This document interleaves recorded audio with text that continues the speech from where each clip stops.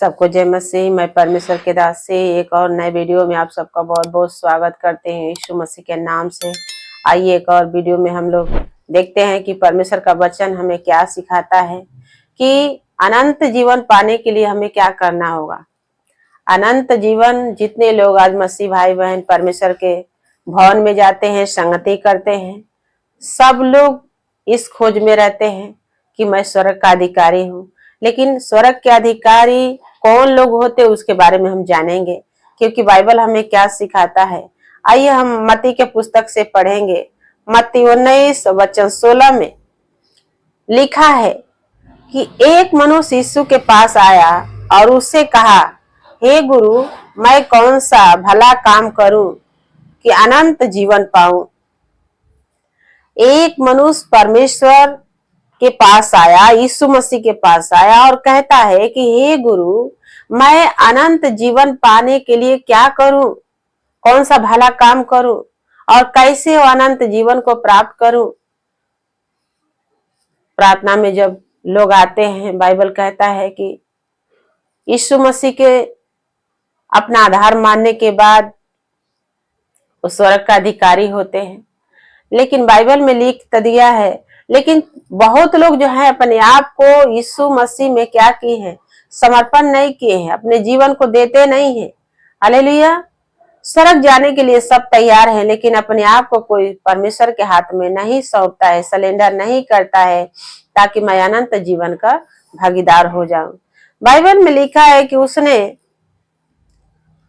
उसने उनसे कहा, तू मुझसे भलाई के विषय में क्यों पूछता है? भला तो एक ही है, पर यदि तू जीवन में प्रवेश करना चाहता है तो आज्ञाओं को मानकर। हालेलुया।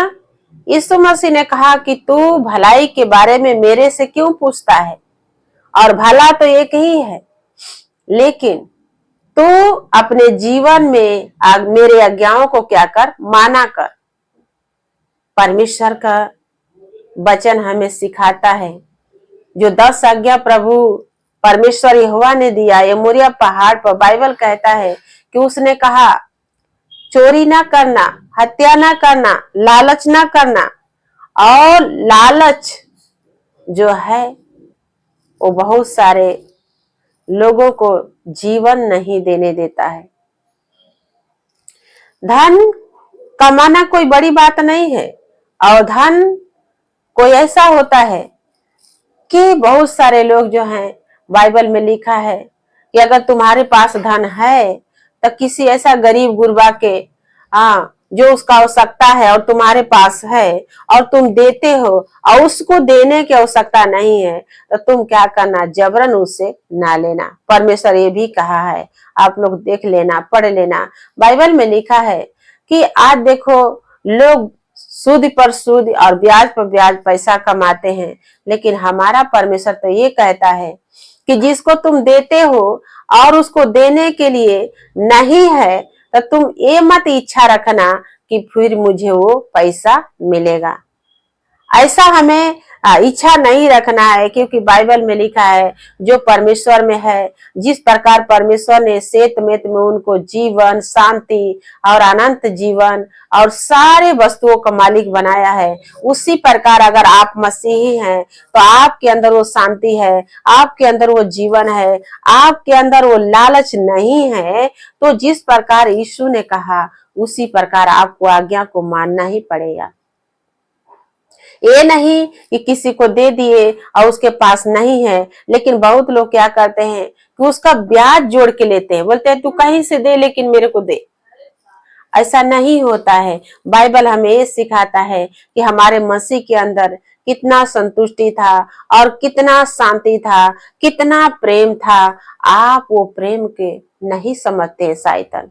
अगर आप समझ जाते तो बाइबल में लिखा है कि यीशु मसीह ने कहा कि जगत का सारा धन तुम क्या करो, अपना लो और अपनी आत्मा प्राण को हानि पहुंचाओ, तो तुम्हें वो धन बटोर के क्या लाभ होएगा।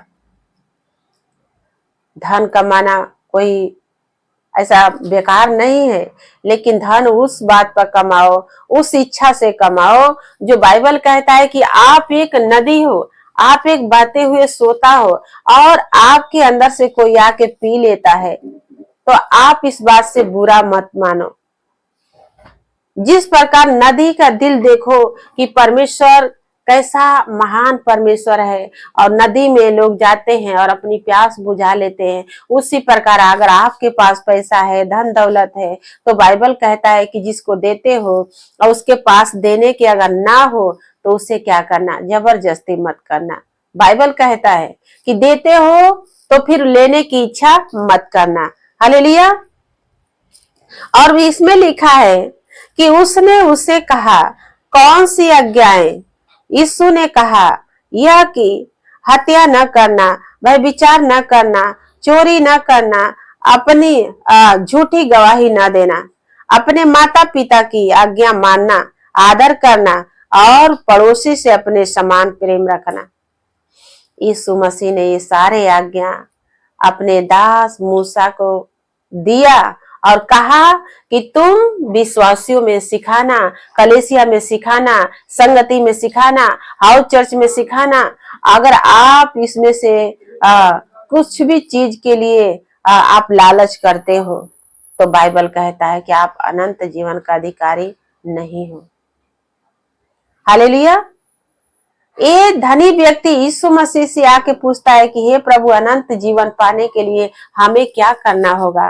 तो आप जक्कई से सीखिए कि जक्कई के पास कितना धन था, फिर भी उसके मन में संतुष्टि नहीं था, फिर भी उसके मन में लालच पर लालच, लालच पर लालच आता था।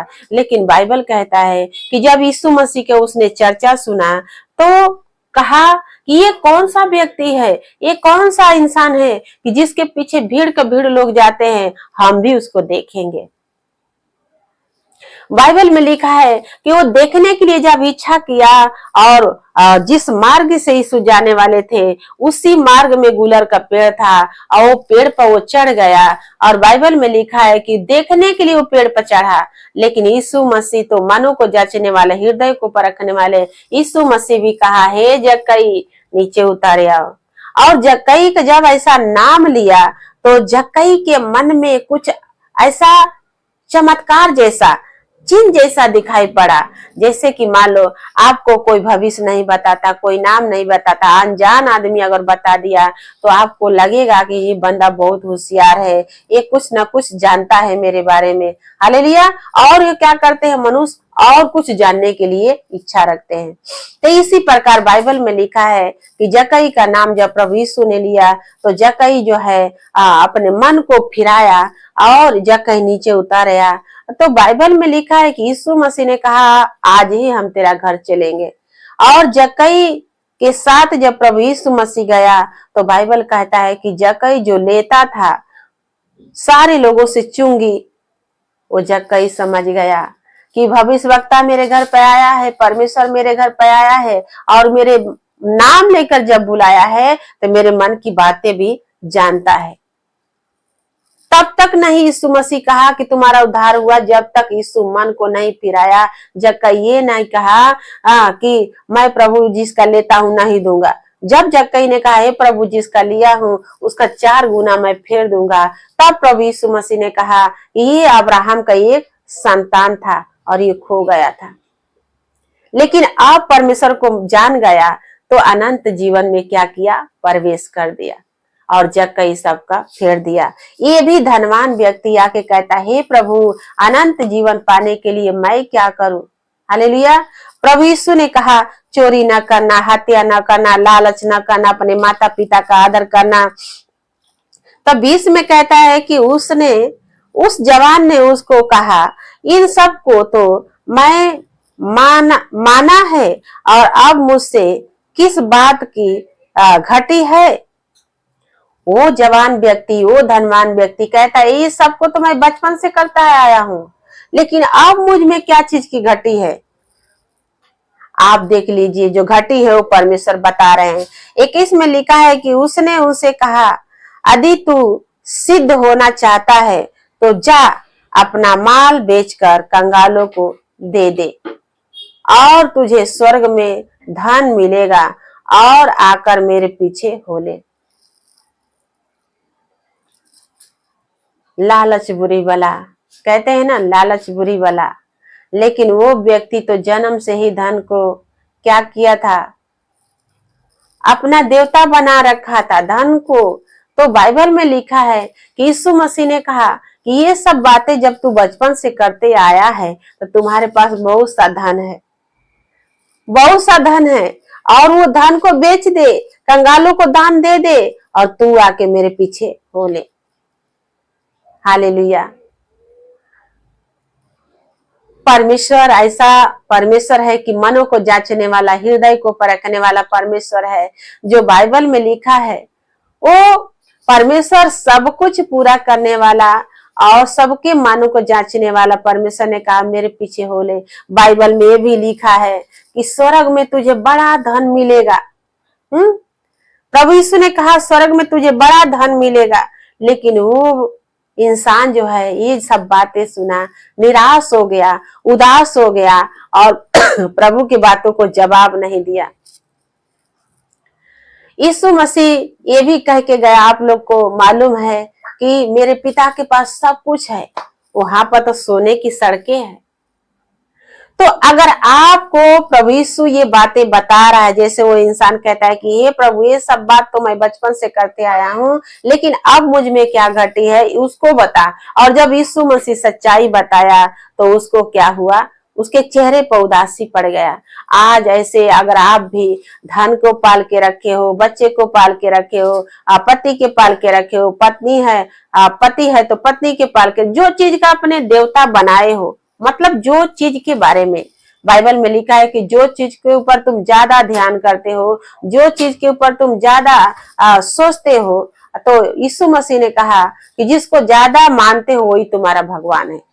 मैं ये नहीं कहती हूँ कि पति बच्चा धन दौलत कमाना बेकार है, नहीं, सब कुछ अच्छा है, लेकिन सबसे ज्यादा अपने परमेश्वर के ऊपर मन लगाओ। सबसे ज्यादा अनंत जीवन पाना है तो प्रभु यीशु मसीह के ऊपर दिल लगाओ, क्योंकि आदि और अंत वही है, अल्फा और मेगा वही है, उसी का सांस मेरे अंदर है और हम आपसे बातें करते हैं तो आप और हम उसी के हाथ का बनाए गए हैं और उसी के नथनों के सांसों में से हम सब के अंदर सांस है जिससे हम बातें करते हैं।